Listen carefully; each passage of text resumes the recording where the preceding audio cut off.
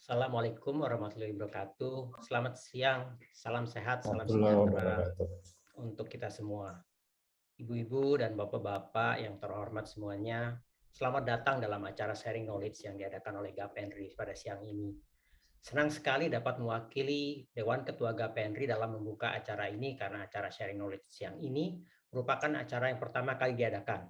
Tentu saja kita semua berharap agar acara serupa dapat terus terlaksana dan berkelanjutan dengan topik-topik lainnya. Program sharing knowledge ini juga merupakan bagian dari program pemberdayaan Asosiasi Gapendri. Seandainya ada anggota yang lain yang ingin sharing dalam program serupa ini, saya persilahkan untuk menghubungi pengurus Gapendri.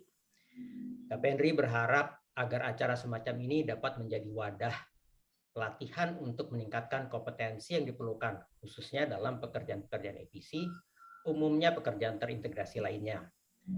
Selain daripada itu, diharapkan forum serupa ini dapat menjadi ajang silaturahmi di antara sesama anggota Gapendri, sehingga Gapendri dapat tumbuh menjadi lebih kompak, lebih baik, lebih besar, sejalan dengan pertumbuhan anggota-anggotanya, untuk dapat terus membawakan aspirasi para anggotanya kepada stakeholder.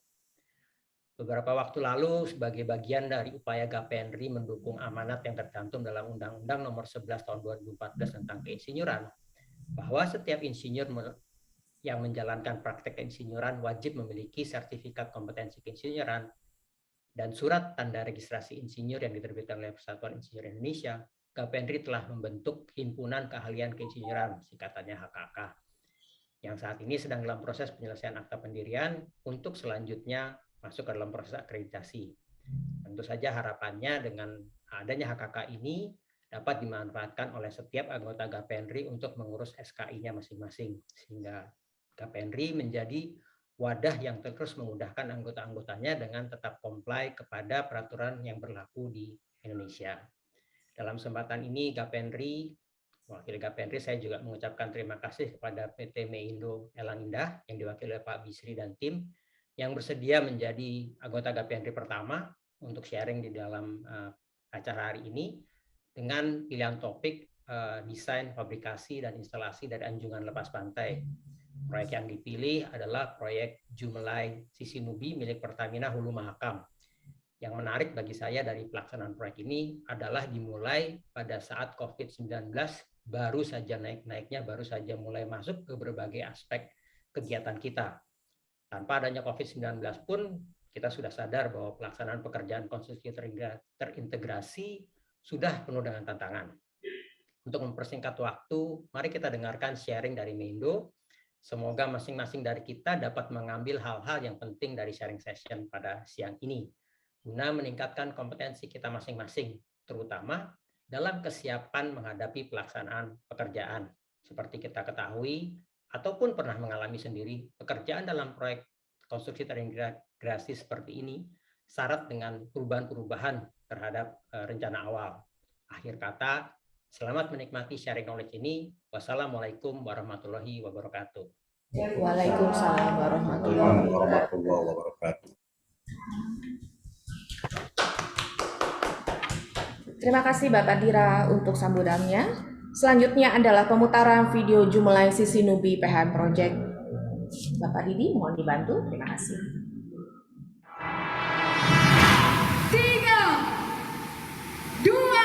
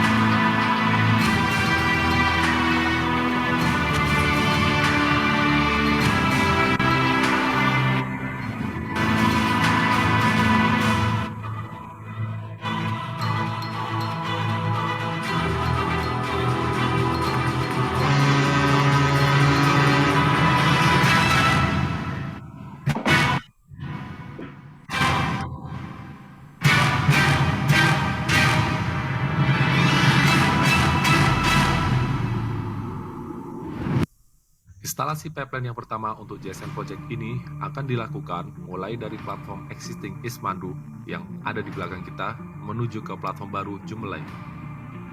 Pipeline installation di JSN Project ini melibatkan tidak kurang dari 15 marine vessel dan 500 personel dari berbagai macam service company. Selama pekerjaan pemasangan pipa berlangsung, 10 inci line pipe akan disuplai dari material bars yang kemudian akan di-feeding ke dalam install atau station zero.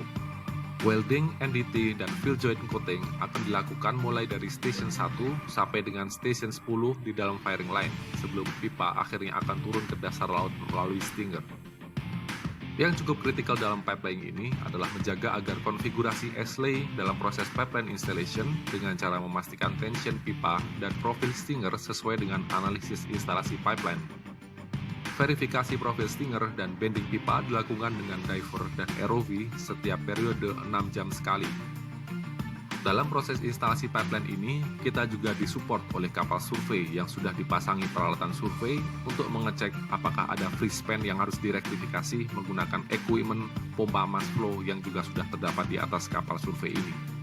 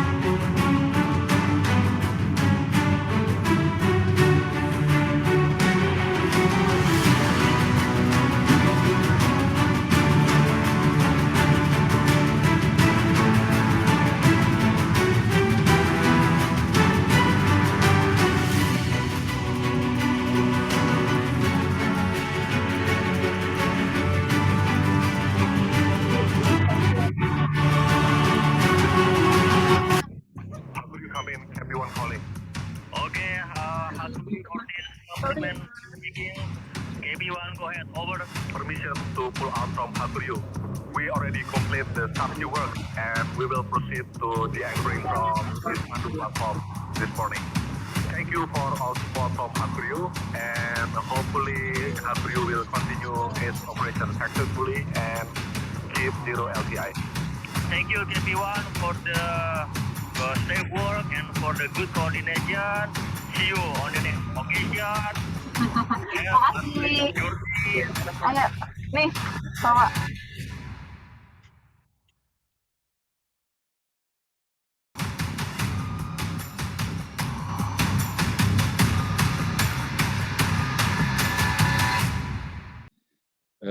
Beruntung sekali pada siang hari ini telah hadir Pak Bisri Hasim dari PT Meindo dan Pak Iwan Gunawan yang nanti akan memberikan tanggapan. Tapi sebelumnya saya ingin membacakan sedikit.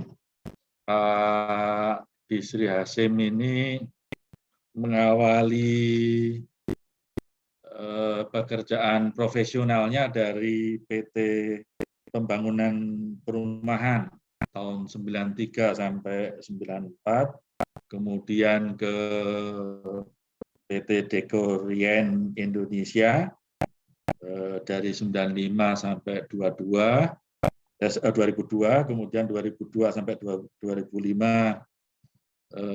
pernah bergabung satu alma mater dengan Pak Dira, yaitu di Tripatra Engineering.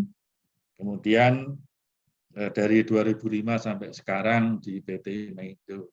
Mudah-mudahan apa yang nanti akan disampaikan oleh Pak Bisri menjadi amal kebaikan Pak Bisri juga nih. Nanti kalau banyak kawan-kawan yang mengambil manfaat itu insya Allah pahalanya nggak akan berhenti Pak Bisri. Jadi nggak usah terlalu ditutup-tutup apa yang menjadi challenge dalam pelaksanaan proyek yang cukup luar biasa ini. Sebagaimana kita ketahui nanti Pak Bisri akan menyampaikan proyek EPC untuk lapangan Jumlai Sisi Nubi.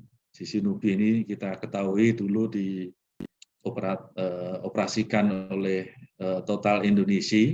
Itu wilayah kerja yang di Muara Mahakam yang paling jorok ke laut lah, kira-kira gitu gampangannya gitu. Bapak-bapak juga sudah tahu itu. Baik, untuk mempersingkat, saya kira ada waktu sekitar 20-25 menit itu Pak Bisri. Silakan untuk menyampaikan pengalaman melaksanakan pekerjaan EPC Jumlai Sisi Nubi ini, yang tadi juga sudah disinggung sedikit. Salah satu tantangannya adalah justru pada saat-saat awal dan puncaknya pandemi. Jadi dan ternyata bisa dilalui dengan sangat baik. Terima kasih. Terima kasih Pak Sarwi, Pak Dira,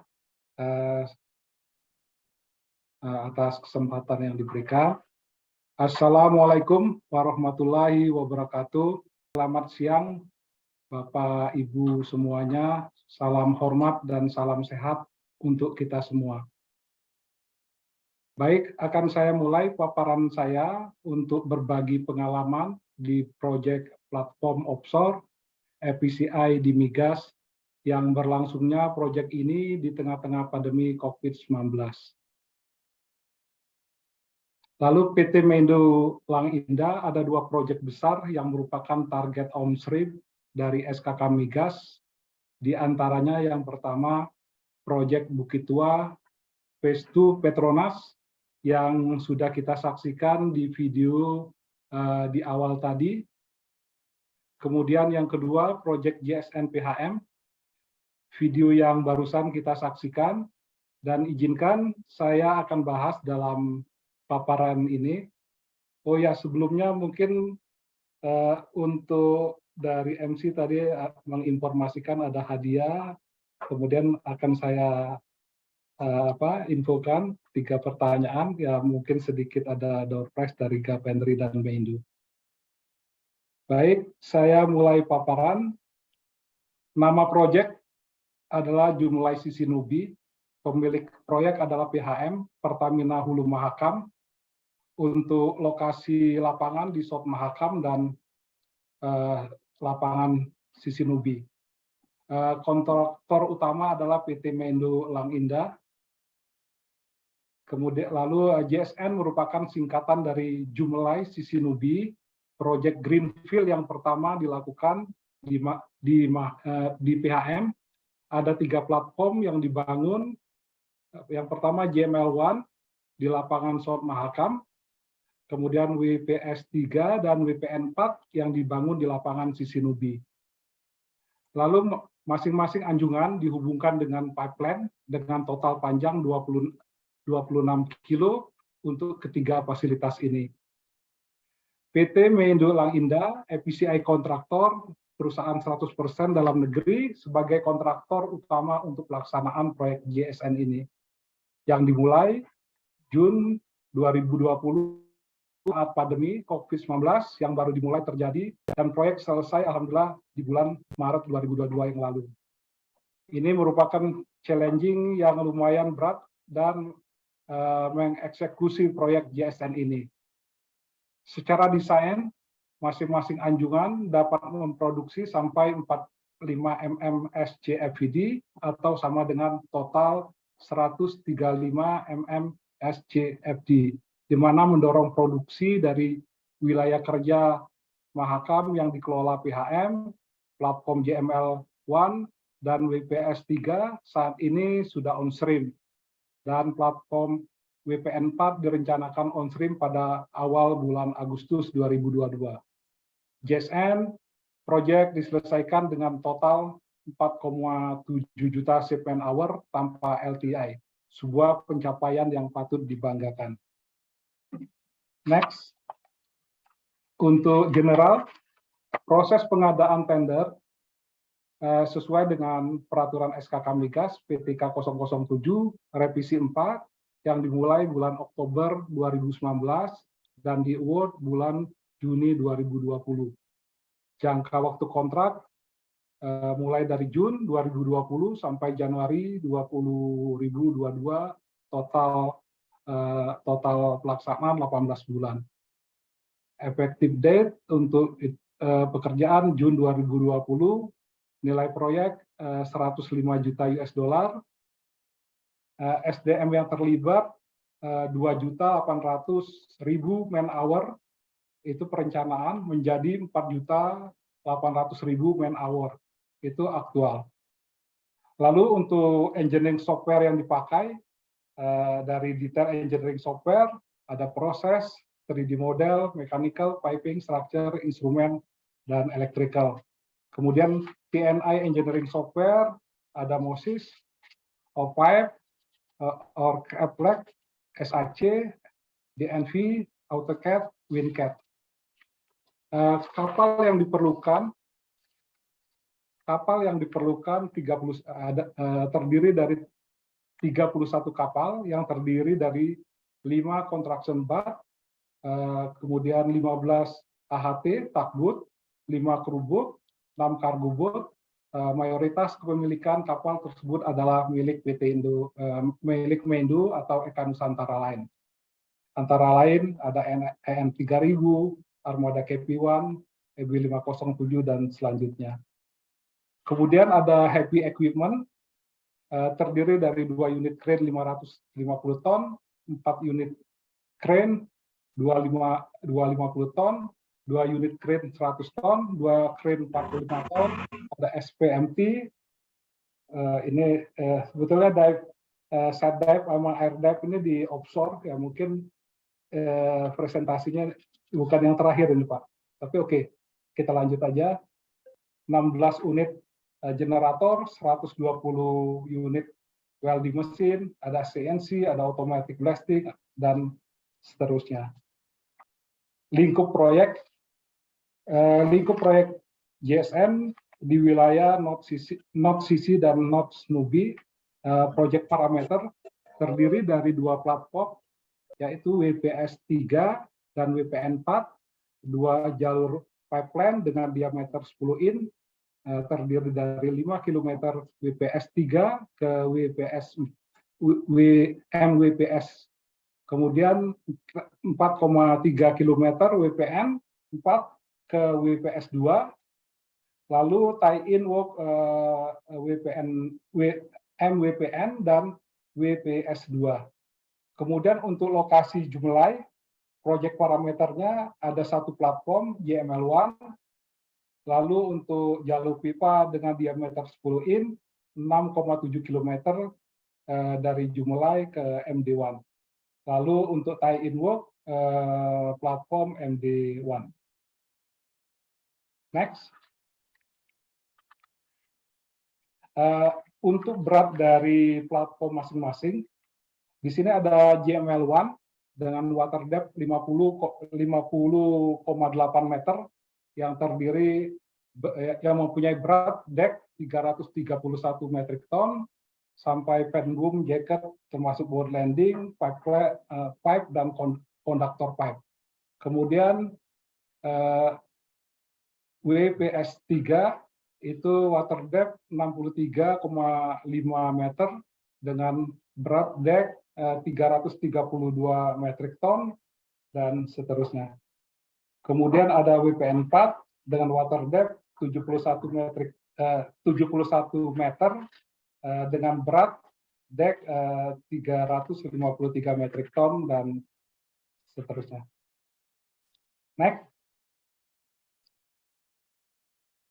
Oh, ini yang lama. Oke, untuk pelaksanaan proyek. Pak Bisri, boleh izin saya ganti yang terbaru? Oke. Silakan. Ya, jadi Bapak-bapak di sini kebanyakan dari sambil Pak Didi menginfokan tadi ada apa engineering ya. Engineering itu artinya memang harus untuk dipakai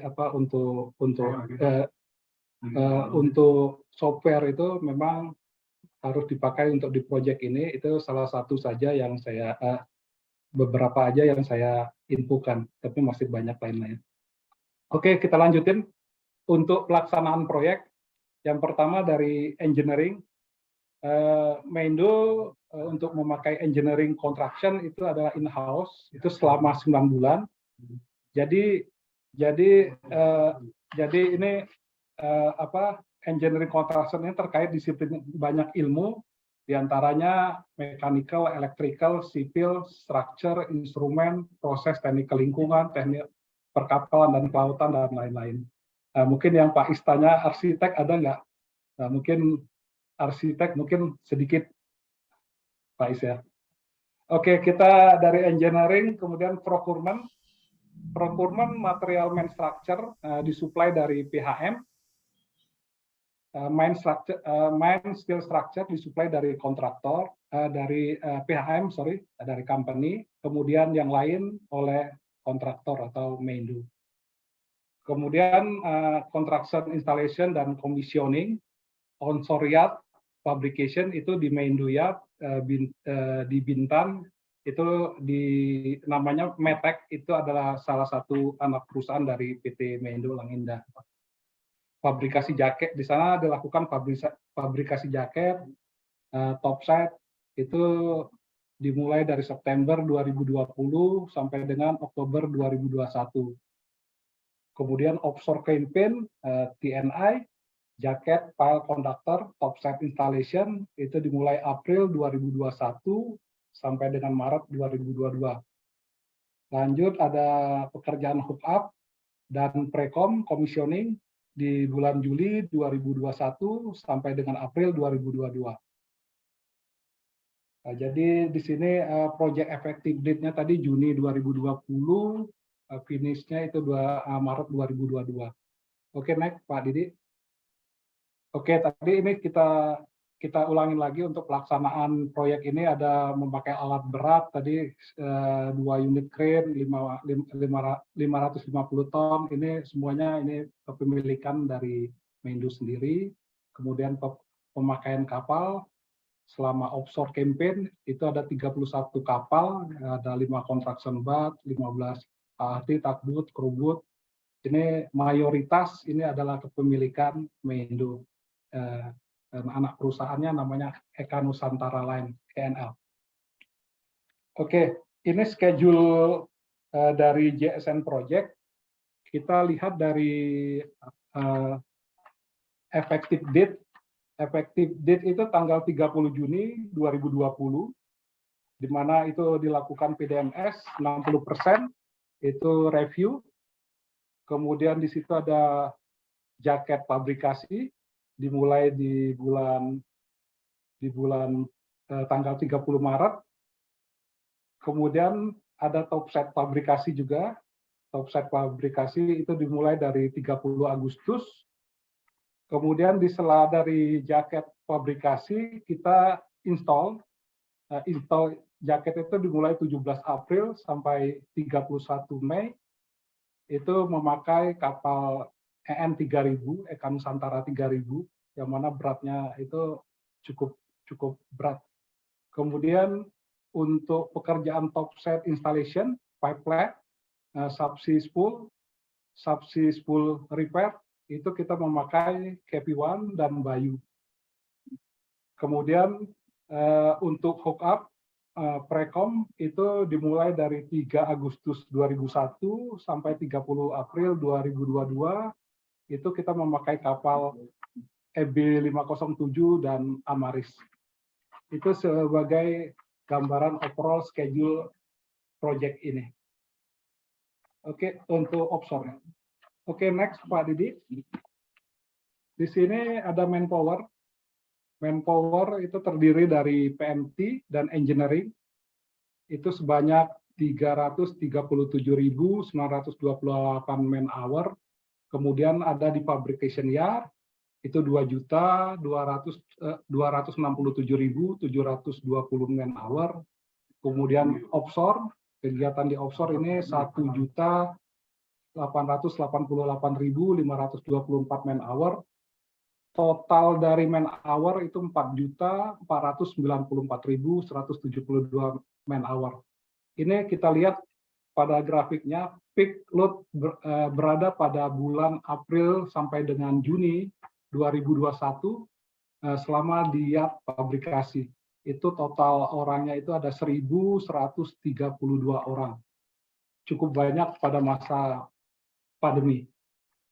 Oke, dari project key point JSN ini, saya akan menginfokan yang pertama itu JSN Project mentargetkan jadwal yang sangat ketat untuk mencapai target produksi gas dari PHM dan untuk mempercepat progres secara keseluruhan, maka PHM memutuskan untuk memasok seluruh primary steel dari jaket dan topset dan juga supply untuk komponen material utama. Jadi ini semuanya dari company, dari PHM. Kemudian saat pelaksanaan proyek, kontraktor harus menyediakan perizinan dan dokumentasi spesifik yang dikarenakan di Meindo Yard fabrikasi atau METEK adalah zona kawasan bebas masuk barang dari luar pabean. Lalu yang ketiga, kontraktor juga harus mengurus perizinan seperti izin prinsip, izin pekerjaan bawah air, yang merupakan perizinan utama sebelum konstruksi offshore, dimulai juga mengurus persetujuan master lease yang sangat memakan waktu. Lalu untuk komitmen TKDN, alhamdulillah proyek JSN targetnya 51,6%, dari kami telah mencapai 56,8%, berarti ini di atas target. Lalu untuk kontraktor dapat lebih cepat dalam menyelesaikan fabrikasi, artinya Meindo, dari jadwal yang sudah ditetapkan. Namun saat pekerjaan topset instalasi dan pipeline installation, terdapat masalah campaign dari pandemi 19 dan cuaca yang tidak bersahabat dikarenakan monsun. Memang daerah di sana sisi Nubi ya, pada bulan-bulan itu juga cukup ini ombaknya cukup tinggi. Oke, next. Oke. Nomor 6, proyek JSN berlangsung dalam masa pandemik COVID-19 yang sangat berdampak dalam progres pekerjaan dan sangat challenging dalam penyelesaiannya, yaitu di lokasi pabrikasi yard, di Bintan, dan juga pada waktu offshore campaign. Poin pertama untuk fabrication yard, Menlu menetapkan prosedur yang sangat ketat untuk menjaga lokasi kerja dapat dikategorikan sebagai green zone, artinya daerah bebas untuk masuk yang tidak terpapar atau area free. Kemudian setiap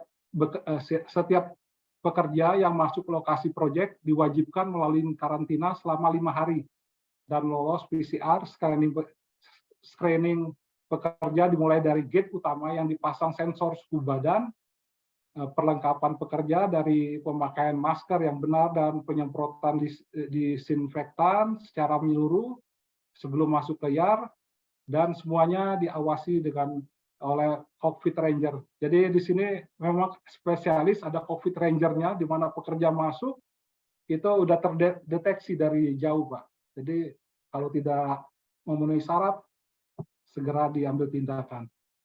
Kemudian tindakan preventif dan promotif terus dijalankan untuk mengantisipasi paparan COVID-19, mendorong karyawan untuk menjalankan perilaku hidup bersih dan sehat, serta menjalankan protokol 5M. Ini di semua tempat ya. Kemudian, demikian juga di lokasi offshore. Ini tantangan sekali untuk menuju lokasi kerja di AWB, Accommodation Work Bath, di kapal. Semua pekerja tanpa terkecuali wajib menjalankan karantina terpusat selama 7 hari dengan menjalankan security,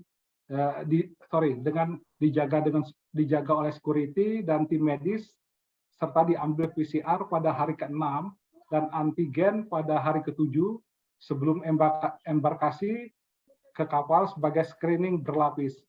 Ini sudah didetailkan dalam prosedur yang dibuat oleh Menlu dengan persetujuan dari company atau PHM. Oke, next.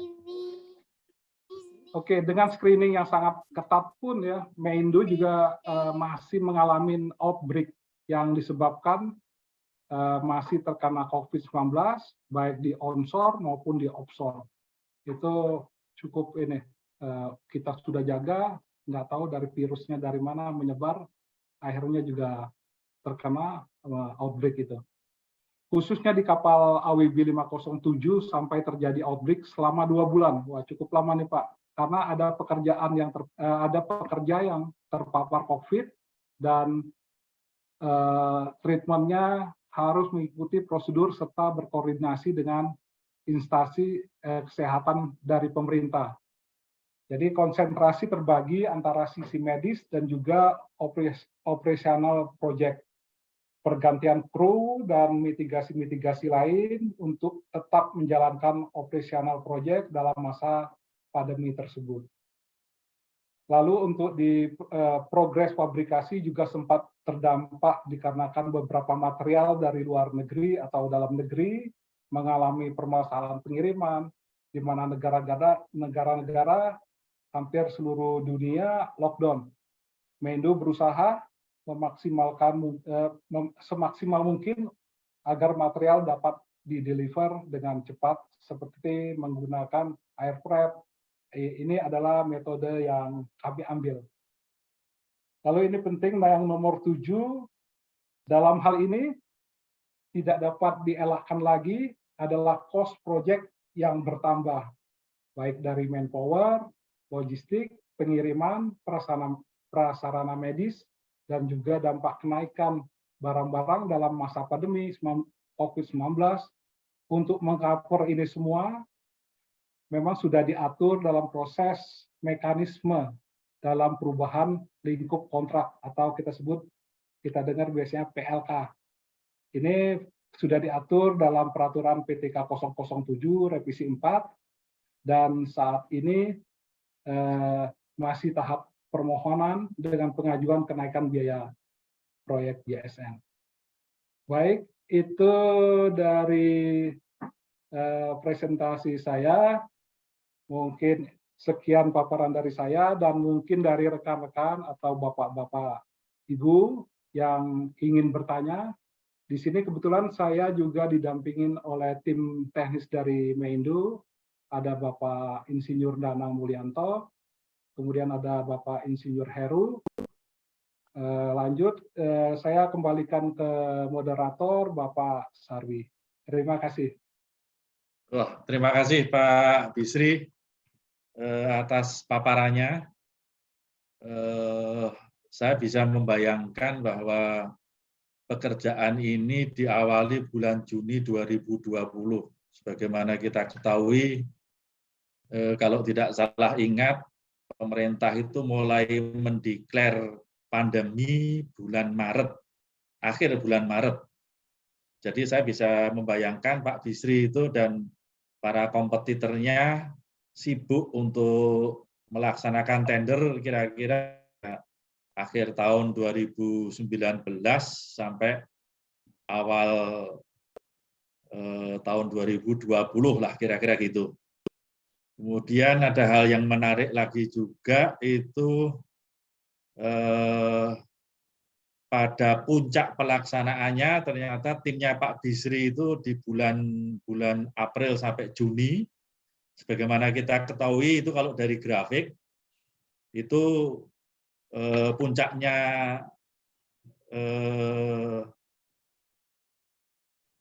pandemi yang kedua itu virus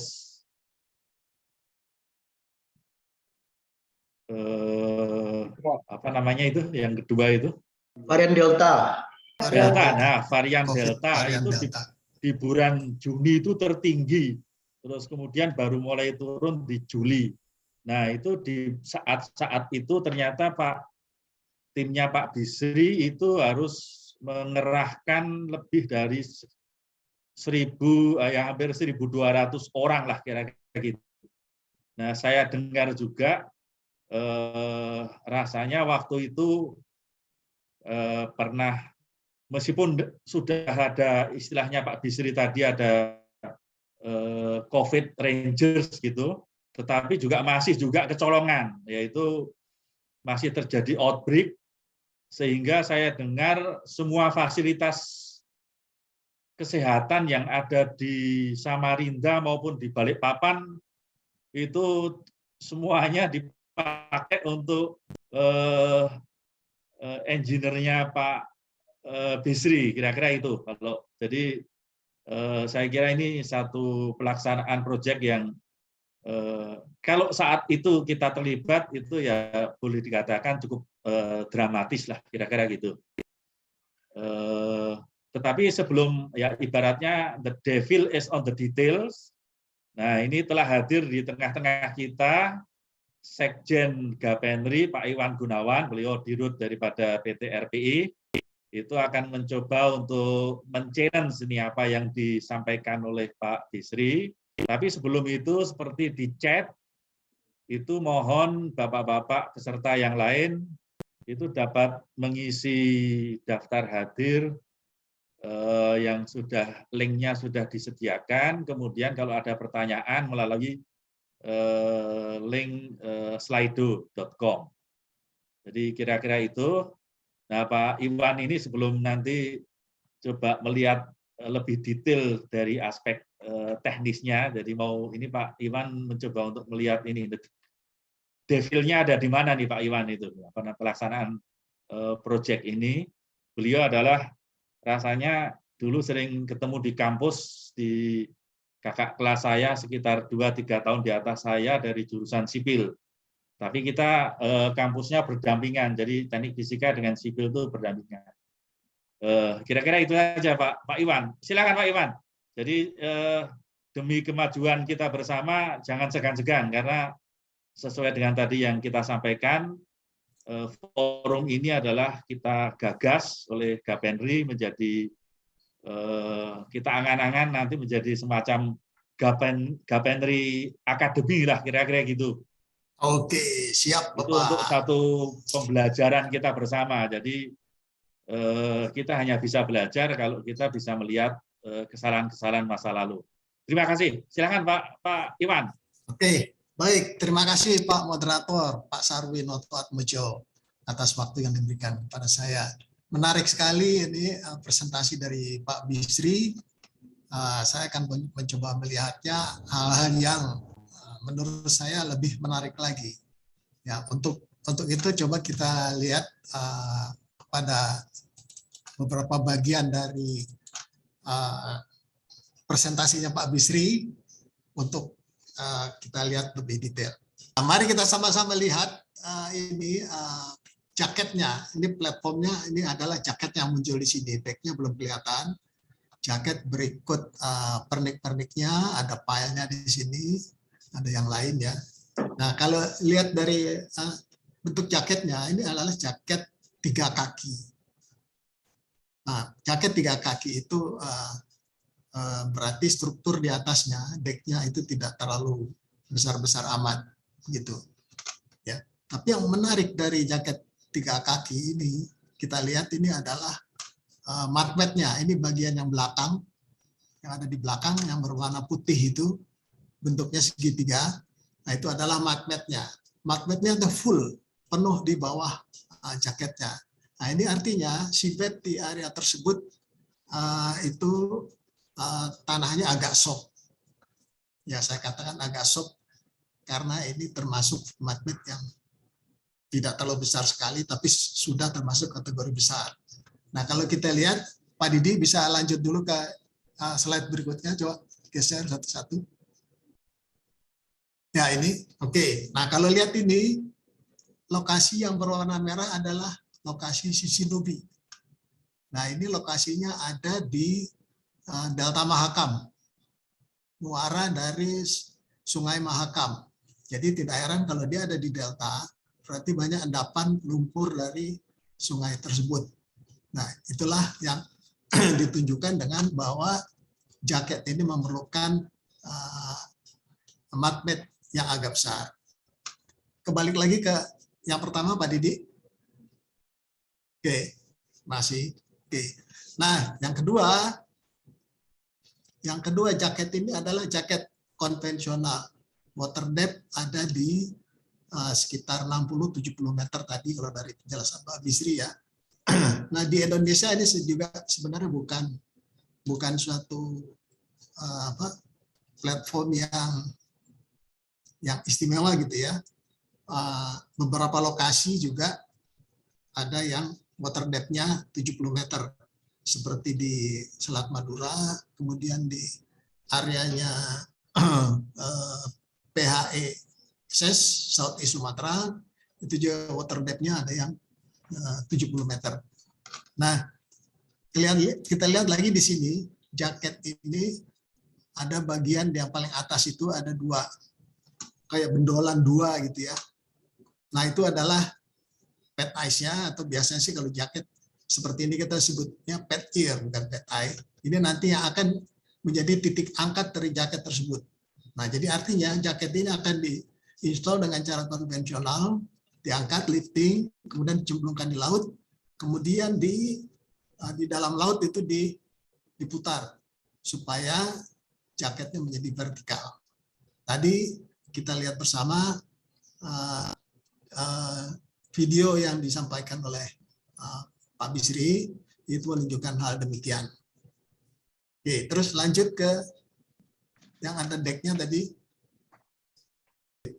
Ya, nah kita lihat di sini seperti yang saya sampaikan tadi bahwa deck-nya itu beratnya antara 331 sampai 352 metrik ton.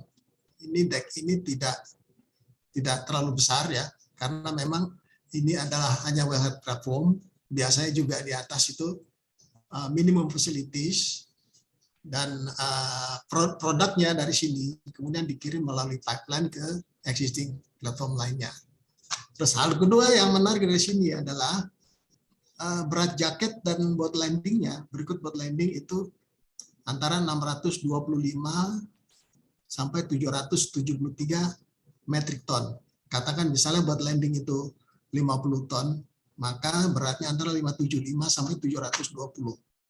Nah, ini jaketnya lebih berat daripada pile. Pile yang ada di bawah ini 490 metric ton, dan 555 dan 595. Lebih ringan daripada jaketnya sendiri. Apa artinya? Artinya adalah tanah yang berada di bawah yang memikul pile ini itu kondisinya bagus. Jadi yang soilnya itu hanya bagian atas, jadi endapan dari sungai itu tadi. Tapi di bagian bawahnya itu soilnya itu kondisinya cukup bagus sehingga filenya itu tidak perlu besar-besar amat. Oke, lanjut Pak Didi. Ini adalah schedule yang disampaikan selama pelaksanaan proyek Jumlai ini. Total disampaikan tadi 18 bulan, mulai dari first cut, mulai dari kontrak ya kalau nggak salah start kontrak, sorry bukan first cut malah. Dari start kontrak sampai selesai installation itu 18 bulan. Ini waktu yang 18 bulan itu termasuk cepat. Cepat sekali ini. Bisa diselesaikan dalam waktu 18 bulan 3 platform. Gitu, jaket dan decknya. Tapi kemudian setelah ada penjelasan, kemudian saya bisa memahami bahwa cepatnya ini masih termasuk cepat yang normal lah, yaitu bahwa main material dan main equipment yang ada di platform ini semuanya free issue dari klien. Jadi artinya begitu kontrak mereka bisa segera untuk memulai pekerjaannya karena material itu sudah dibeli lebih dulu oleh klien. Begitu juga equipment yang ada di atas decknya. Karena seperti kita tahu, delivery dari equipment yang ada di atas deck itu yang biasanya menjadi long lead item. Itu yang biasanya berada di jalur kritis dari suatu project offshore platform terutama. Ya. Kemudian yang kedua dari bar chart ini itu juga ada satu hal yang menarik. Ya, yaitu mereka memasang jaket antara 17 April sampai 31 Mei. Itu waktu yang ya oke lah buat pemasangan jaket 3 buah. Ya. Tapi kemudian setelah itu kosong. Baru ada activity itu untuk topset installation itu di akhir September. Jadi ada sekitar kalau ke topset installation ada 4 bulan, tapi kalau dari modifikasi dari existing facilities itu ada waktu 2 bulan. Nah, 2 bulan kosong ini yang semula buat saya ini menjadi tanda tanya. Kenapa ada kosong 2 bulan? Karena biasanya demi kita mengoptimize penggunaan marine spread, antara jacket installation dan deck installation itu selalu berurutan satu sama lain. Tapi kemudian setelah mendapat penjelasan bahwa karena COVID, kemudian barsnya harus harus dievakuasi ya kalau nggak salah ya orang-orangnya ya dari atas bars, maka ini menjadi satu hal yang make sense, masuk akal bahwa terjadi kekosongan selama 2 bulan di sini. Nah, duration untuk pekerjaan topset ini sendiri mulai dari Oktober, akhir September sampai ke Maret 2022, termasuk di mana di situ termasuk memasang pipa, laying pipeline-nya, ditambah juga riser tentunya, ada subsea spool, itu memang pekerjaan yang panjang. Jadi make sense lah bahwa schedule-nya itu total bisa mencapai 6 bulan gitu. Nah, kalau melihat schedule secara keseluruhan ini dengan kendala-kendala yang tadi itu saya harus berkata bahwa kongres buat Meindu yang sudah sukses melaksanakan pekerjaannya. Ini bukan suatu pekerjaan yang mudah, mengingat ini di sini bahwa di sini ada waktu yang kosong gara-gara persoalan COVID. Gitu. Jadi kembali lagi bahwa 18 bulan itu suatu angka yang memang patut kita acungi jempol. Kemudian satu lagi tambahan, melihat tadi proses pemasangan decknya, itu bisa kita lihat bahwa dengan deck yang beratnya 500 ton, kemudian itu diangkat oleh derrick bars, dan diangkat kemudian derrick bars itu swing over the stern, dia rotate di sambil mengangkat decknya, kemudian installation decknya dilakukan itu side lifting di posisi starboard port side dari derrick barsnya. Nah, ini hanya bisa dilakukan oleh derrick bars yang lifting capacity-nya itu jauh di atas platform yang kita angkat. Tadi platformnya 500 sekian ton, kemudian diangkat oleh derrick bars yang bisa melakukan rotating sambil mengangkat.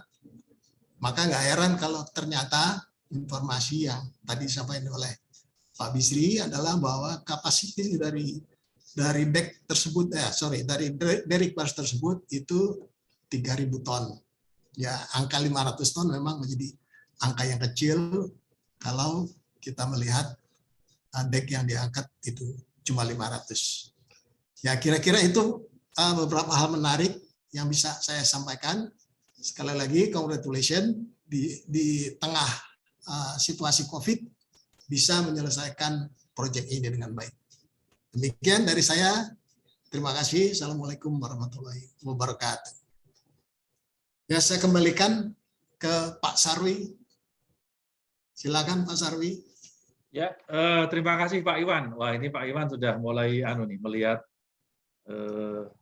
ya ini proyek cukup sophisticated, tapi juga ada pekerjaan lain di wilayah NKRI ini yang sebetulnya juga lebih menantang Pak Bisri. Terus kemudian tadi kalau misalnya pilenya itu ternyata beratnya di bawah daripada boat landing dan seterusnya, itu dicoba dipelototin oleh Pak Iwan itu. Nah, ini barangkali yang justru bisa menjadi pertanyaan kita, ini saya tidak ingin ikut-ikut Pak Iwan, itu sebetulnya yang melakukan front end engineering ini siapa nih Pak Iwan? Pak Bisri, ini belum, tadi nggak disinggung sama sekali. Terus kemudian ada juga mengenai masalah main steel structure-nya ini ternyata diambil alih oleh project owner, yaitu PHM. Nah, ini apakah makanya nilainya hanya dalam tanda kutip hanya 105 juta dolar nih Pak Bisri. Nah, ini apakah tidak mengurangi porsi yang seharusnya bisa ditangani oleh Meindu nih Pak Bisri. Silakan Pak Bisri. Baik Pak Sarwi, Pak Iwan, terima kasih Pak untuk ulasan yang cukup detail ya. Saya rasa sangat jeli nih Pak Iwan. Saya lihat tadi membahas dari schedule, kemudian dari berat. Pak Iwan top ini Pak. Oke, Pak Sarwi, untuk pertanyaan dari engineering, ya dari mana? Artinya untuk GSM ini yang kita terima dari PHM, dari company, engineering-nya itu dari PT Sinergi Engineering. Lalu yang itu untuk fit engineering, kemudian diteruskan oleh kami engineering construction. Itu Pak Sarwi. Kemudian yang kedua, main steel. Kenapa main steel itu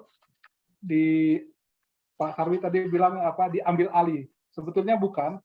JSN itu sudah dia mempunyai strategi di mana memutuskan untuk memasok primary steel dan jaket dan topset itu dari company, dari PHM. Artinya dia akan lebih cepat startnya dan kemudian EPCI kontraktor nggak perlu mikir-mikir lagi untuk beli material.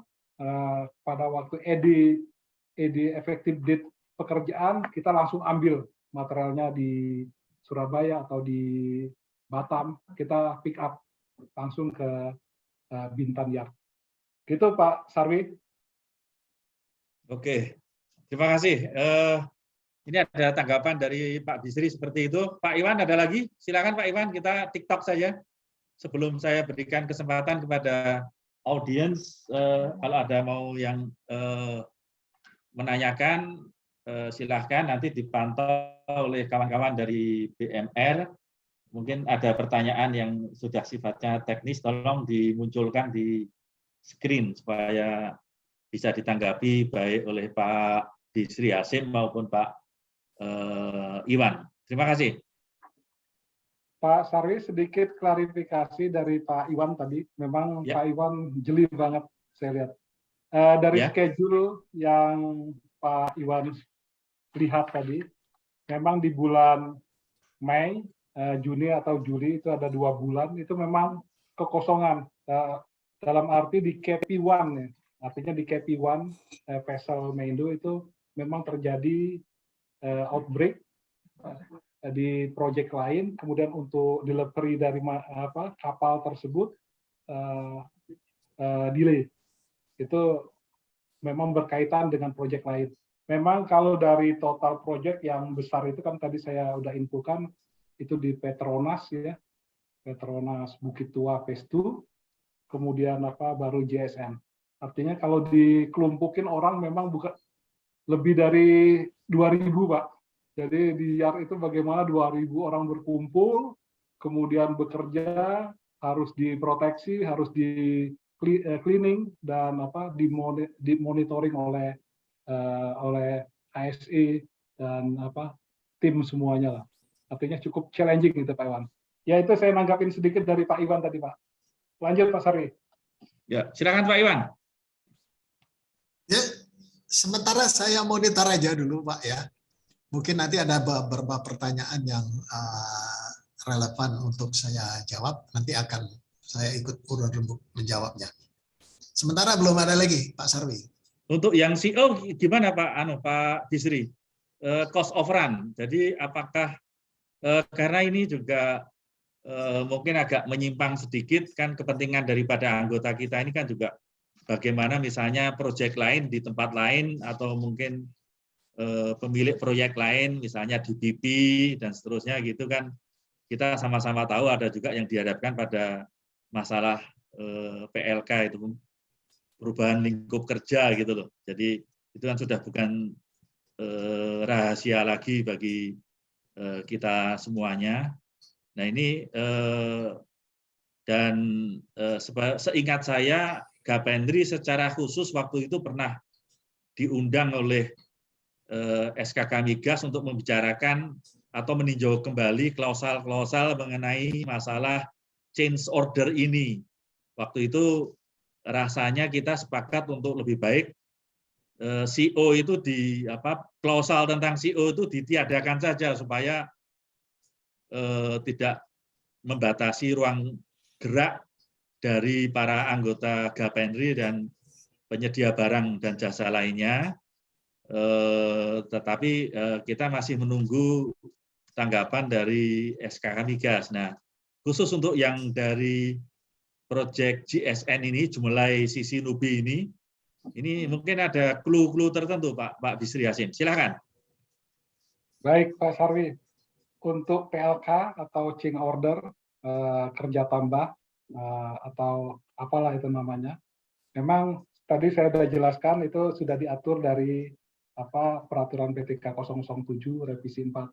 Tapi artinya begini, prinsipnya pada waktu cost yang akan timbul pada waktu proyek berjalan pada waktu pandemi, tentunya kami menyiapkan semua eviden-evidennya. Yang pertama terkait dengan dia punya manpower, kemudian material kita ambil dari luar negeri, itu di mana luar negeri itu lockdown, itu pun kita harus air freight untuk pengambilan barang. Kemudian cost dari yang tadi untuk masalah medis, kemudian yang lain-lain, orang yang prediksinya 1 juta sekian menjadi 2 juta, itu memang evidennya kami siapkan, memang aktual. Artinya toh kalau memang dari company atau dari SKK Migas untuk meminta itu, kami memang harus siapkan. Terlebih lagi, memang kalau kita teruskan dengan menyetop untuk proyek ini pada masa waktu itu tidak mungkin, karena target dari SKK Migas itu harus on stream pada waktu di bulan Maret ya 2022. Nah itu pun insya Allah Agustus 2022 nanti itu satu lagi akan on stream. Kemudian yang keduanya, yang duanya sudah on stream, alhamdulillah. Nah itu Pak Sarwi, sekali lagi PLK memang bagi kontraktor kayak seperti kami PT Mendo nggak mungkin kami berjibaku, baik itu tenaga, materi dan semuanya tanpa cost project yang ditambah ya. Artinya bunuh diri lah kalau memang tidak itu. Tapi harapan kami tetap yakin bahwa company dan SKK Migas tahu ini semua, bagaimana kami untuk komit terhadap proyek ini on stream. Gitu Pak Sarwi.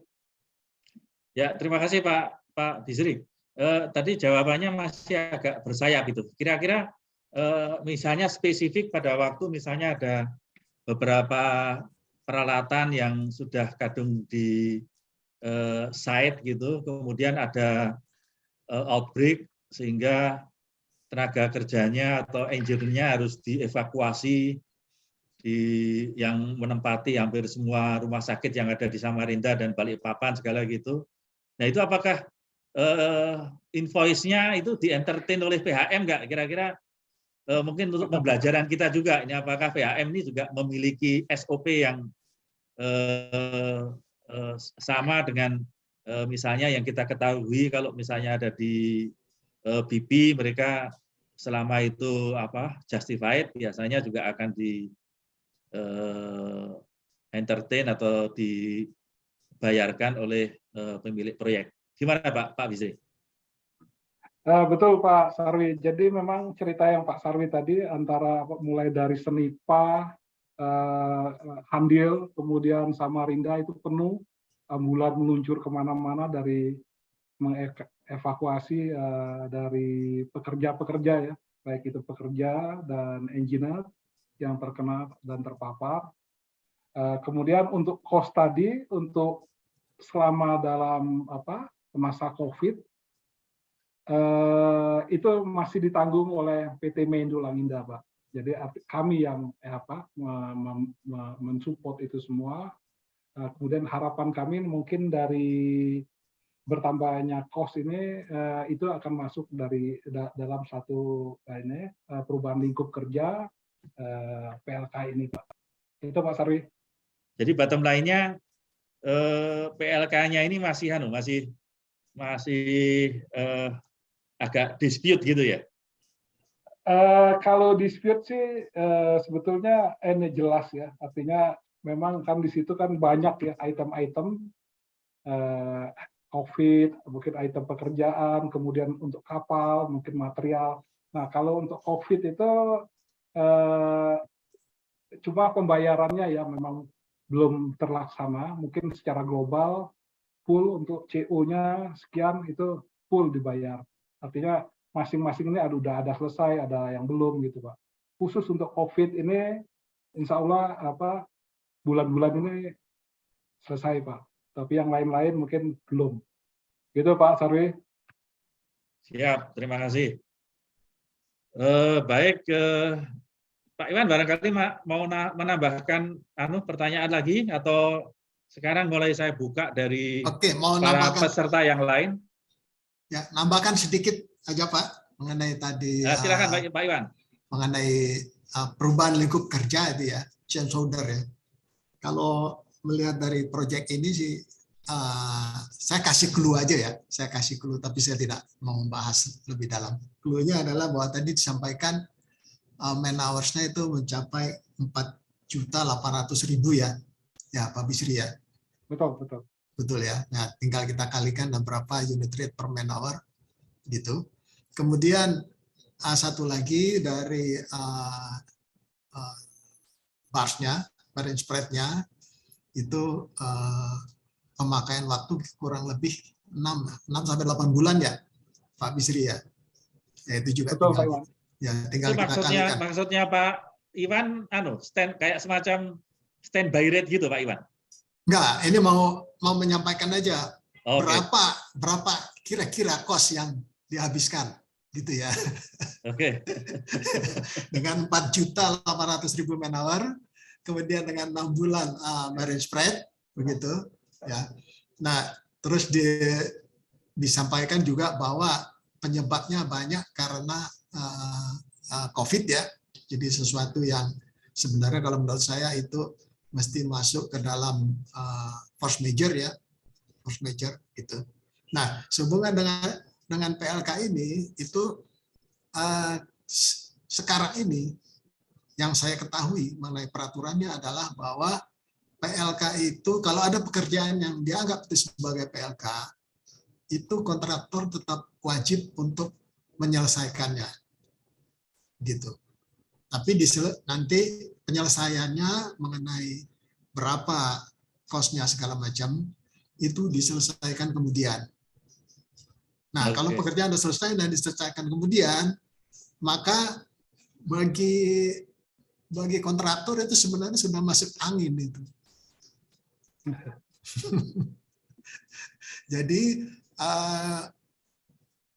barangkali ya usulan, kalau saya boleh usul ya, kalau saya boleh usul peraturan mengenai bahwa PLK yang dianggap sebagai PLK itu harus dikerjakan dulu dan penyelesaiannya kemudian, hitung-hitungannya kemudian, itu mohon untuk ditinjau kembali karena itu suatu hal yang berat bagi kontraktor karena itu cost-nya jelas, cost-nya itu di luar budget begitu.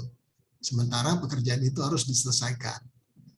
Ya, satu hal lagi yang saya salut dari Meindo adalah bahwa komitmen untuk pekerjaan ini selesai pada waktu yang diinginkan itu saya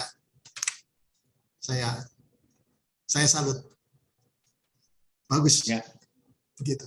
Karena memang kita punya tujuan yang lebih besar. Begitu. Yang mudah-mudahan PLK-nya bisa segera selesai, Pak Bisri. Ya. Amin Pak. Mudah-mudahan Pak Iwan. Ya, ini kepada Pak Iwan maupun Pak Bisri Hasim. Ini kebetulan ada kawannya dari Unsri, dari Sriwijaya, itu menyampaikan pertanyaan. Saya sangat tertarik dengan keselamatan pembangunan dan pengoperasian rig offshore terkait sambaran petir langsung pada rig. Bisakah diberi penjelasan? Silakan Pak. Baik. Ini dari Unsri Muhammad Abu Bakar Siddiq. Baik, Pak Muhammad Abdul Bakar Siddiq dari Unsri. Mungkin saya akan dibantu oleh tim teknis saya, Bapak Danang. Silakan Pak Danang. Oh iya. Selamat sore Bapak. Perkenalkan saya Danang, tim teknisnya Pak Bisri di Meindo. Kebetulan kalau untuk penangkal petir untuk di rig, ini sebetulnya kalau kami ini kan memakainya dari lay bars atau accommodation work bars. Jadi tidak ada pentanahan yang ada di dalam kapal kami. Tetapi kita ada memakai media air laut itu sudah menjadi media untuk penyaluran kalau ada sambaran petir. Tetapi kalau rig-nya sendiri, rig yang ada kakinya yang jack up rig, itu biasanya sudah terintegrasi dengan apa namanya, dengan sistem pentanahan yang ada kalaupun ada sambaran petir. Kalau kami kapal itu sifatnya mobilitas, jadi pergi tidak menetap secara permanen. Jadi dalam waktu tertentu akan pergi. Jadi kita tidak bisa memasang secara permanen untuk penangkal petir ini, Bapak. Mungkin itu, Pak, yang bisa saya sampaikan. Oke, terima kasih Pak Danang.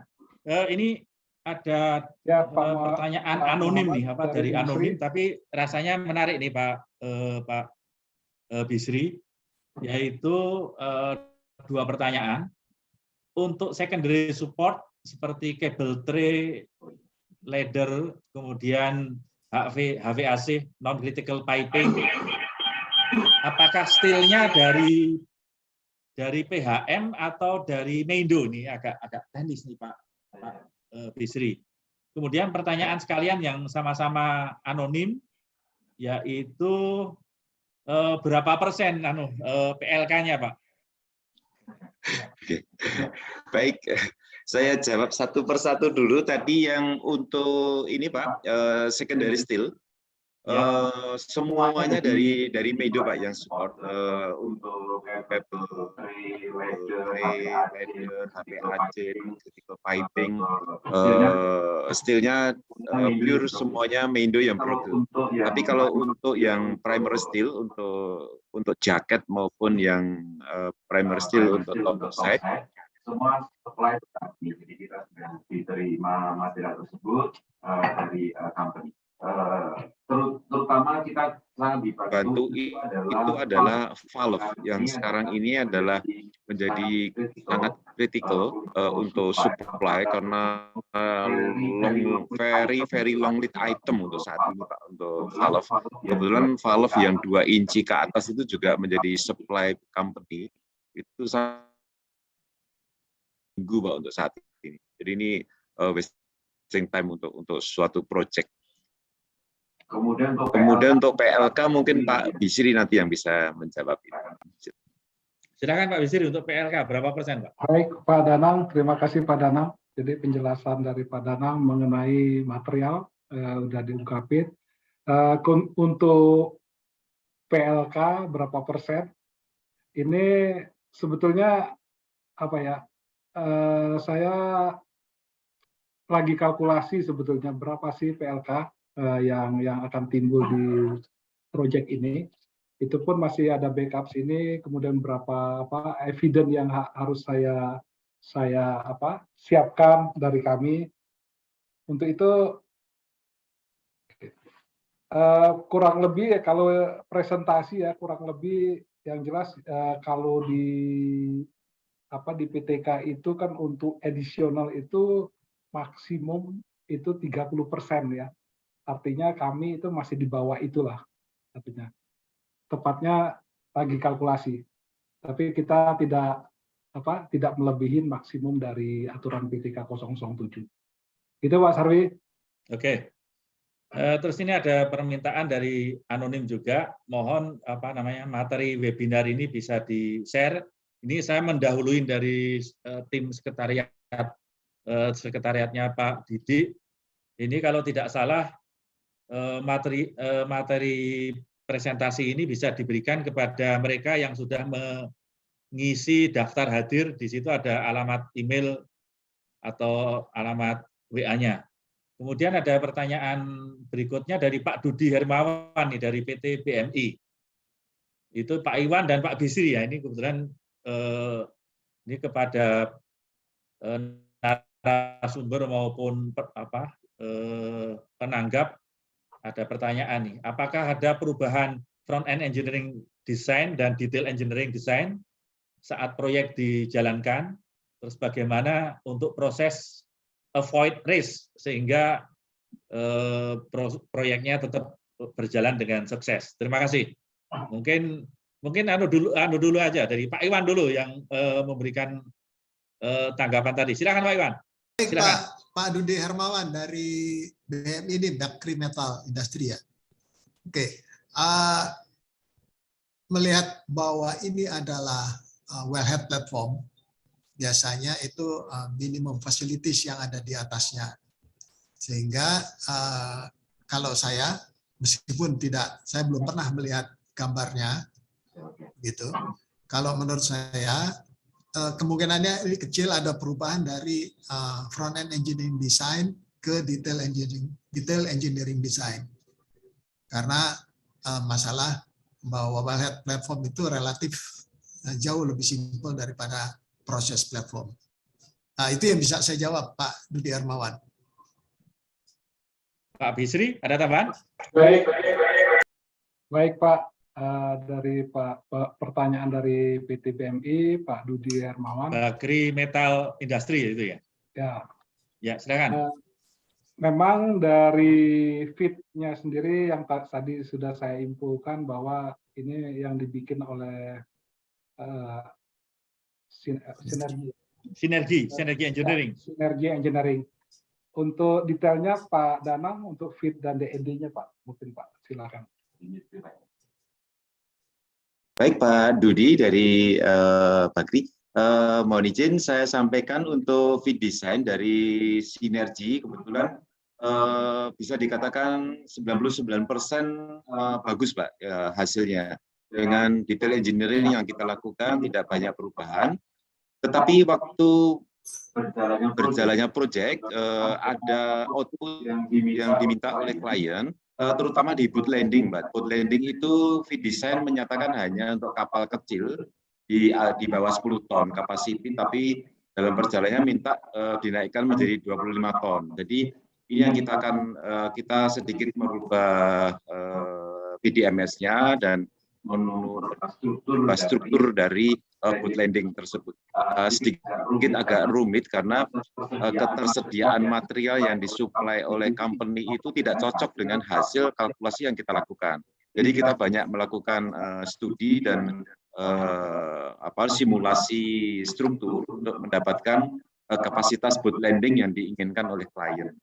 Kemudian untuk topside kita sedikit ada kesulitan untuk interconnection control system yang ada di dalam platform, karena platform yang didesain ini adalah full unmanned platform dan fully automatic control dari darat. Jadi JTEC Indonesia dalam hal ini yang melakukan detail engineering untuk control system itu banyak menemukan outstanding yang dilakukan oleh Sinergi, dan alhamdulillah sudah bisa diselesaikan dengan banyak penambahan PLC yang diperlukan di dalam detail engineering yang kalau kita larikan ke fit design sedikit banyak berubah untuk control sistemnya.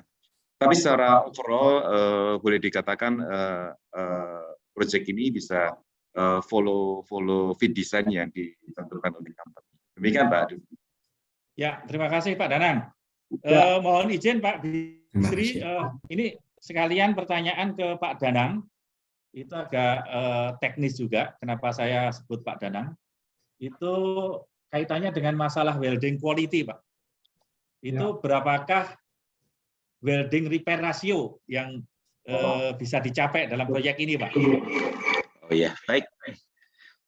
Baik Pak, kalau welding ratio, kita dapat kontrak ini masuk dalam quality, itu di exhibit G kalau tidak salah saya, itu company dalam hal ini PHM menetapkan welding rate ratio itu adalah 1,2% di proyek TSN.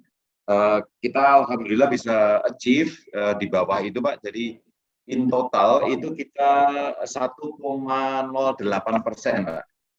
Untuk fabrikasi kita lebih bagus di 0,86%. Fabrikasi kita lebih bagus, tetapi kita sedikit jelek di offshore construction. Jadi karena cuaca tidak mendukung waktu itu, jadi banyak sekali repair, terutama porosity yang terjadi karena monsoon dan ini cuaca yang angin kencang dan segala macam itu. Meskipun kita proteksi dan segala macam kita sudah lakukan, tapi tetap saja hasilnya kurang bagus dalam hal itu. Tapi kalau dirata-ratakan kita masih di bawah komitmen 1,2%, kita overall 1,08%. Itu Pak building rate ratio kami. Sedikit tambahan. Oke, silakan Pak Bisri.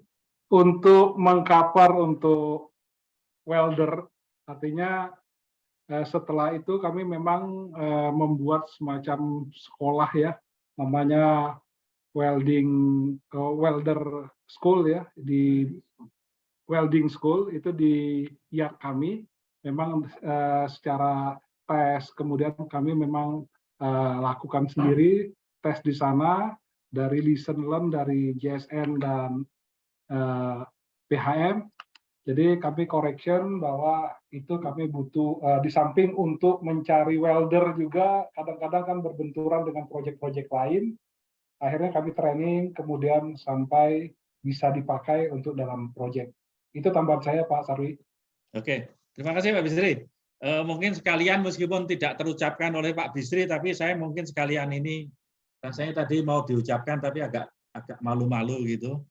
Itu yardnya Pak Bisri itu Meindo ada di Bintan, jadi kepada bapak-bapak yang punya hobi golf, silahkan mampir kalau mau lihat-lihat di sana, itu mau golfnya dulu atau mau melihat yardnya, itu mana yang dulu silahkan. Tapi ini ada pertanyaan yang cukup detail juga, ini barangkali Pak Iwan bisa membantu maupun Pak siapa tadi Pak Mulyanto ya, yaitu untuk ukuran jaket dan flatbed-nya perlu informasi atau data tentang tanah dasar, Pak.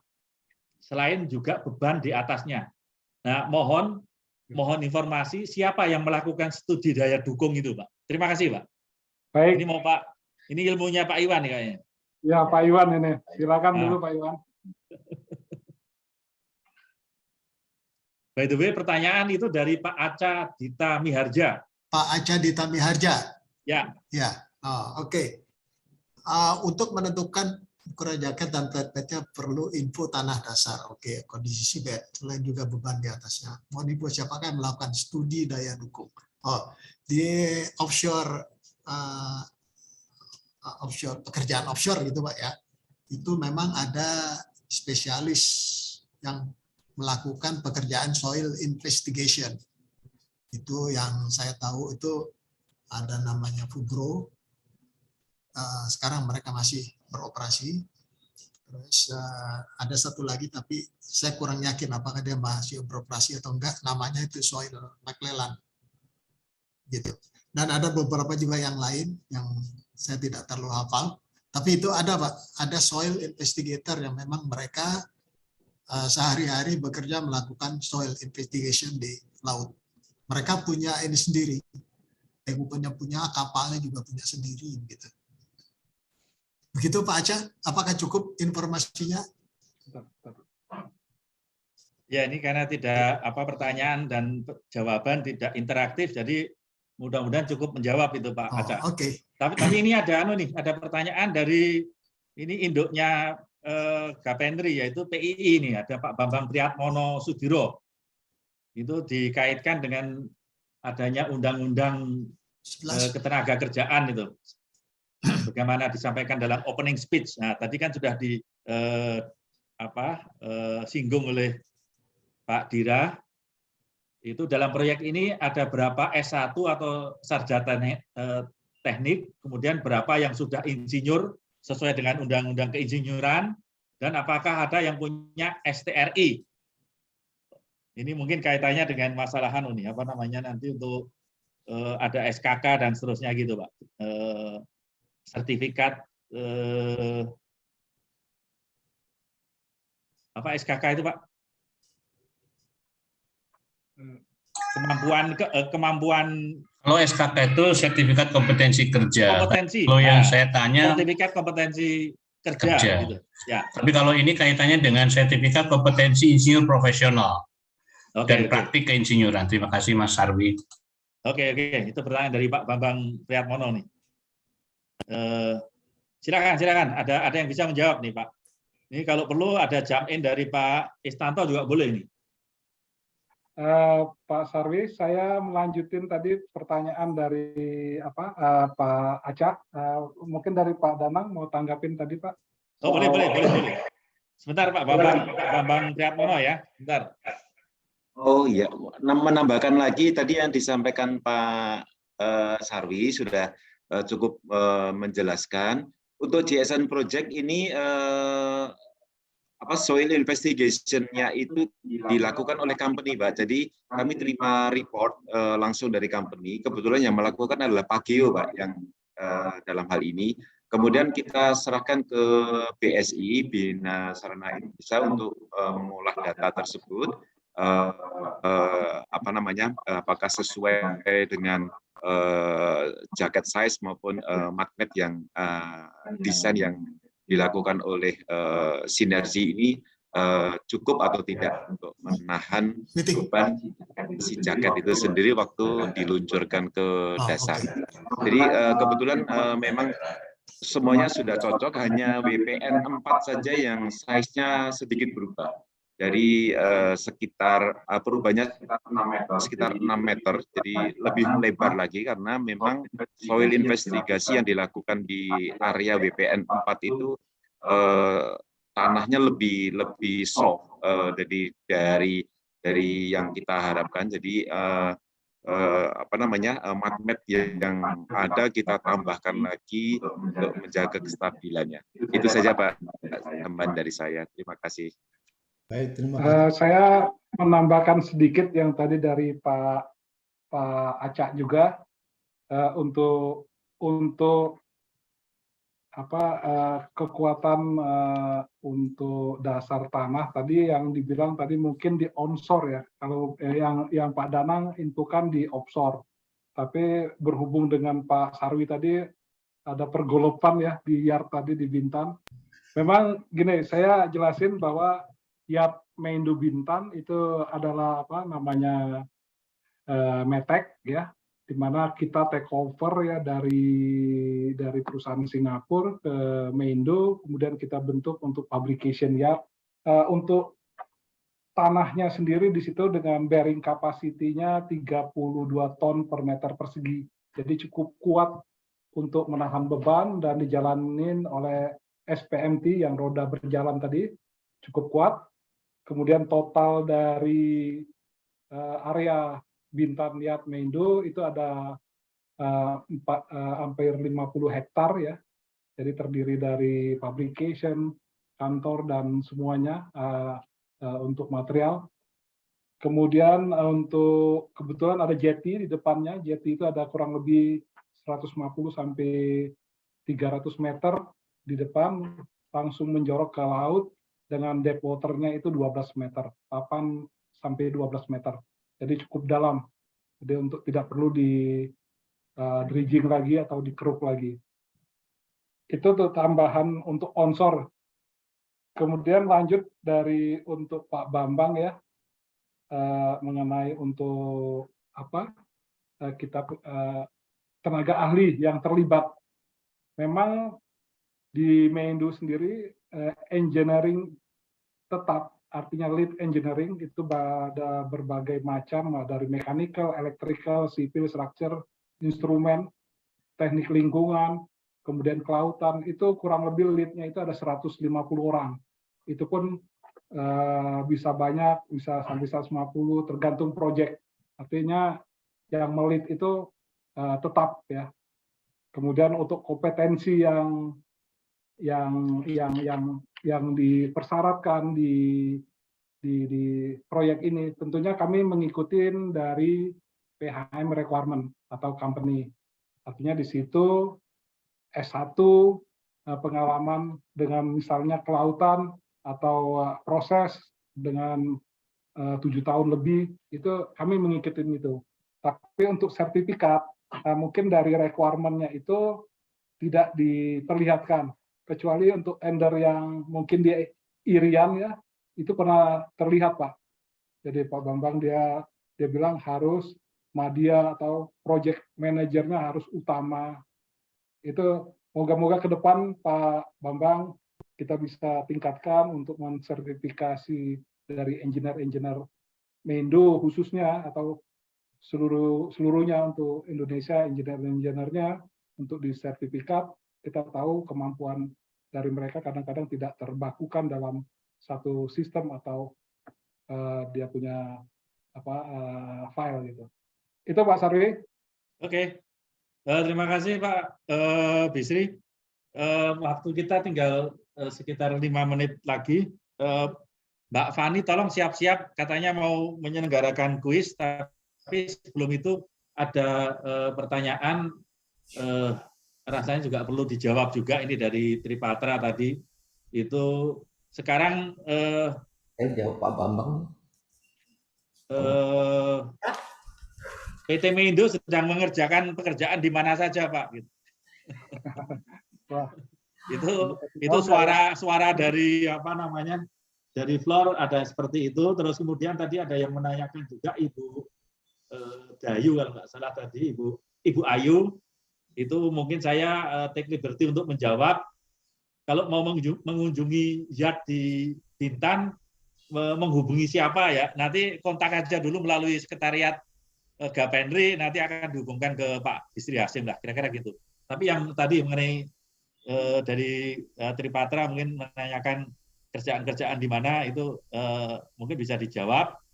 Sebelum itu, Pak Bisri, ini Pak Aca ini kalau belum ada perubahan, beliau adalah Direktur PT BMR. BMR itu adalah sesuai dengan amanah dari Undang-Undang Cipta Kerja, khususnya PP nomor 5 tentang perizinan berusaha berbasis risiko, maka PT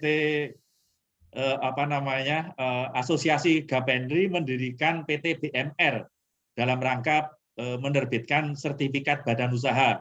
Jadi beliau ini background-nya dari lah, itu Pak Aca. Jadi welcome Pak Aca. Dari LSBU, Pak. Ya, LSBU. Pak Sarwi, ya, boleh bantu menjawab pertanyaan dari Pak Bambang tadi, Pak? Pak Bambang Priatmono. Tadi ada dua Bambang, yang Bambang Priatmono Sudiro. Ya, itu dari PII, Pak. Iya. Saya kira Pak Meindo atau Pak Bisri belum siap untuk menjawab detailnya gitu ya.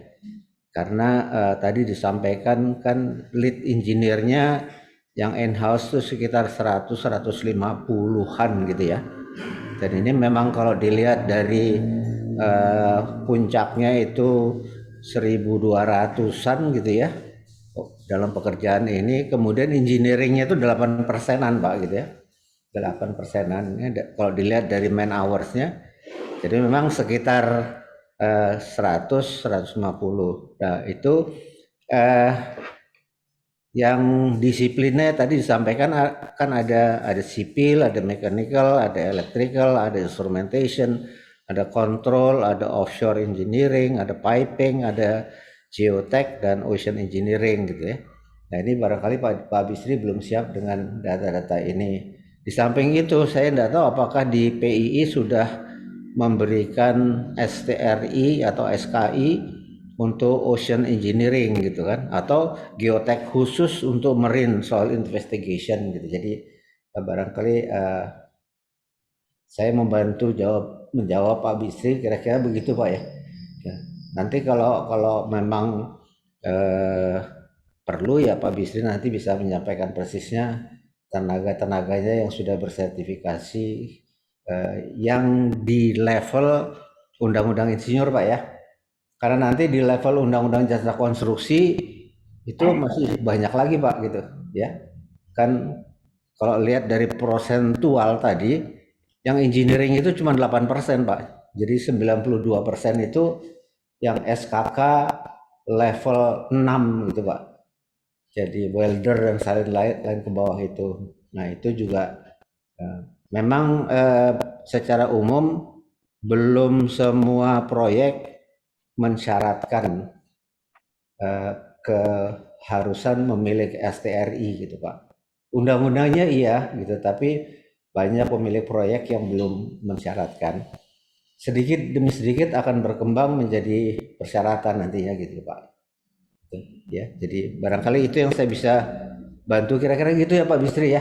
Ya. Betul, betul. Makasih Pak Is. Oke, nah ini malah karena ini kaitannya dengan future project Pak Istanto. Itu kalau Pak Bambang Priatmono masih on air dan bisa interaktif, mungkin bisa memberikan penjelasan nih kira-kira kesiapan daripada PI sendiri, karena di Gapendri kita juga sudah siap untuk meluncurkan beberapa HKK nih.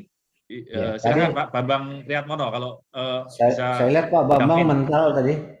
Pak Bambang ya? mental tadi ya. Sudah balik lagi Pak. Oh sudah balik lagi. Hebat. Oh sudah balik lagi. Silakan Pak Bambang.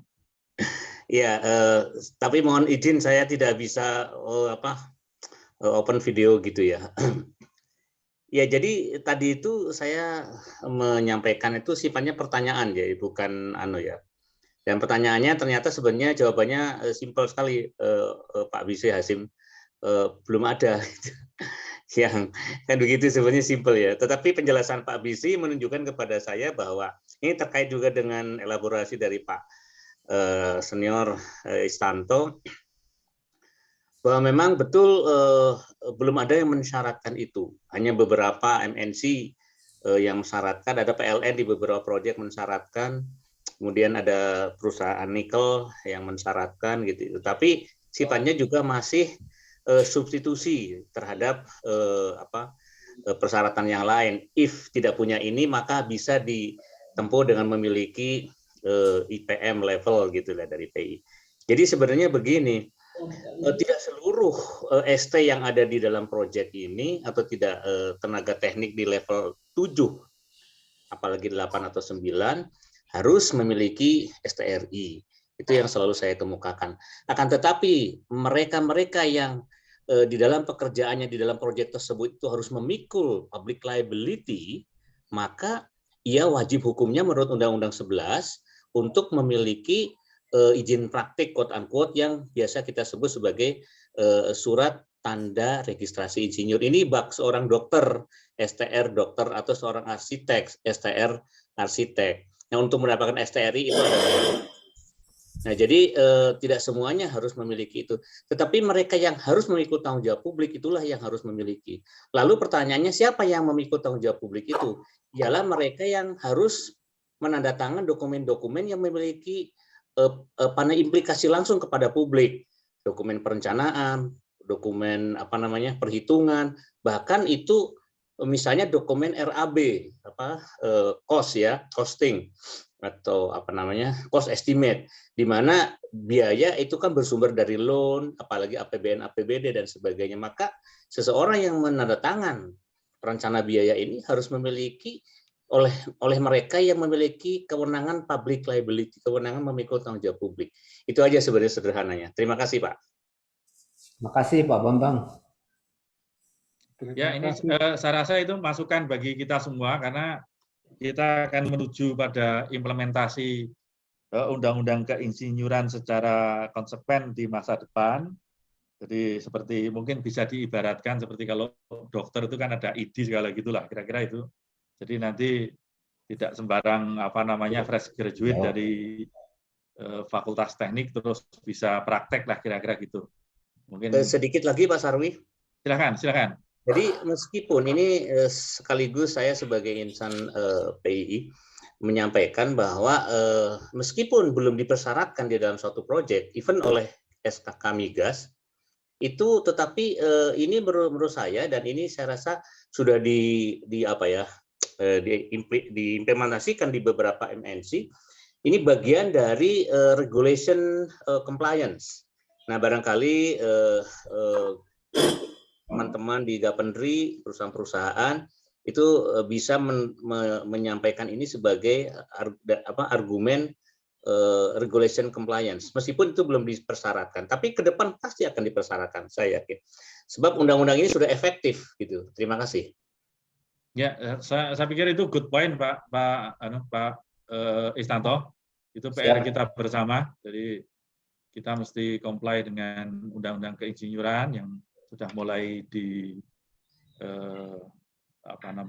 sosialisasikan, juga dalam kaitannya dengan undang-undang Cipta Kerja tadi yang itu aturan pelaksanaannya saja seingat saya itu ada lebih dari 51 peraturan pemerintah itu Pak. Jadi ya itu nggak main-main lah kira-kira gitu. Nah ini karena waktunya mungkin sudah ini sudah extension of time ini ya Pak. Ini barangkali Pak Sari. Ya, silakan mungkin ada lagi Tripatra tadi sedikit, jadi offshore project yang ongoing ya yang ditanyakan. Ya, silakan. Ya, kebetulan untuk Meindo saat ini ada sedikit proyeknya cuma 3 aja. Pertama itu MAC project dari HCML. Alhamdulillah udah selesai minggu lalu. Kemudian ada Medco Porel Baronang, itu lagi pabrikasi. Kemudian ada YYA, itu ada perbaikan dari YYA yang lalu, itu masih ada di Bintan ya. Itu 3 proyek itu dari Tripatra. Terima kasih Pak. Oke, terima kasih Pak Bisri. Ada lagi yang lain? Last note dari Pak Iwan? Nggak ada Pak. Nggak ada. Pak Istanto? Masih mute tuh Pak Istanto. Sudah cukup Pak. Cukup. Ya, ini Pak Bisri sudah mau bagi-bagi hadiah nih. Oke. Jadi saya kira sharing session kita hari ini cukup interaktif. Mohon maaf kepada beberapa peserta yang pertanyaannya mungkin belum atau terlewat tidak saya bacakan. Mudah-mudahan forum seperti ini bisa kita selenggarakan di kemudian hari sebagai bagian daripada upaya kita secara kolektif untuk melakukan continual improvement lah gitu. Jadi bukan continuous, kalau continuous kan garisnya lurus gitu. Continual itu ya kita jalan dulu, ambil nafas, kemudian naik gitu. Jadi supaya secara kolektif kemampuan para engineer, teknisi maupun perusahaan nasional kita juga mulai berkelas dunia. Kurang lebihnya mohon maaf. Billahi taufiq wal hidayah. Wassalamualaikum warahmatullahi wabarakatuh. Baik, terima kasih Ibu Bapak sekalian. Assalamualaikum warahmatullahi wabarakatuh. Salam sehat rohani dan jasmani buat kita semua. Alhamdulillah kita sudah menyelenggarakan webinar ini dan kami sampaikan apresiasi yang setinggi-tingginya yang dengan telah terselenggaranya ini berkat kerjasama dari kita semua ya, secara penuh partisipasi melakukan hal-hal yang mendukung keberhasilan penyelenggaraan ini. Ada beberapa hal penting yang perlu dicatat gitu ya. Jadi pertama, kontennya memang menarik dari webinar ini dan telah diselesaikan secara lengkap dan jelas oleh narasumber yang profesional dari PT Meindo Elang Indah. Kemudian dalam tanggapan dan diskusi menjadi bagian yang sangat bermanfaat untuk menambah khasanah pemahaman kita tentang pekerjaan EPC, khususnya pembangunan anjungan lepas pantai.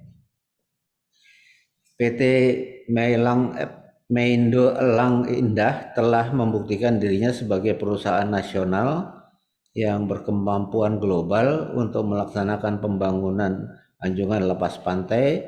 Tadi terlihat bahwa tingkat TKDN-nya adalah sekitar atau hampir 60%.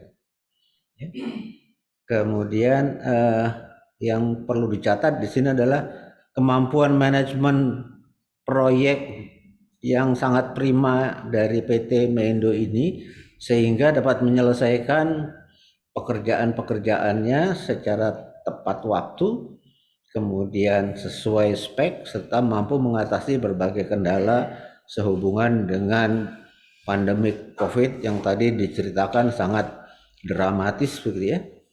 Ada outbreak, ada macam-macam.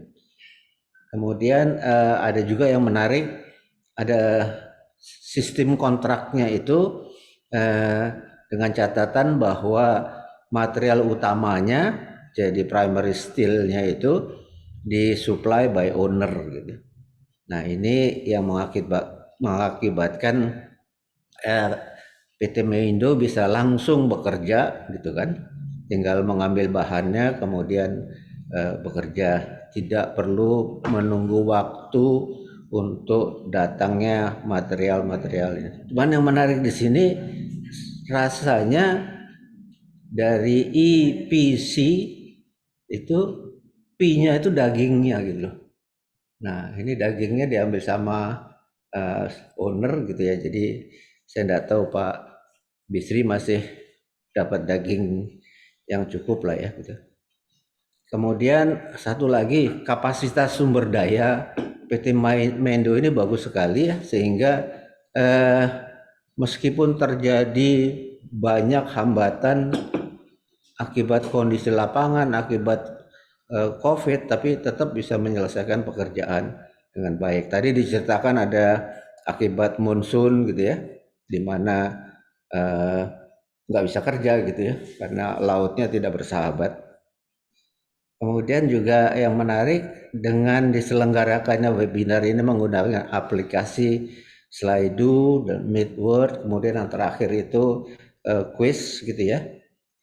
Untuk quiz itu rasanya menjadi bagian yang penting, meskipun kita agak gagap sedikit ya di awal, tapi mestinya nanti di penyelenggaraan selanjutnya menjadi lebih baik.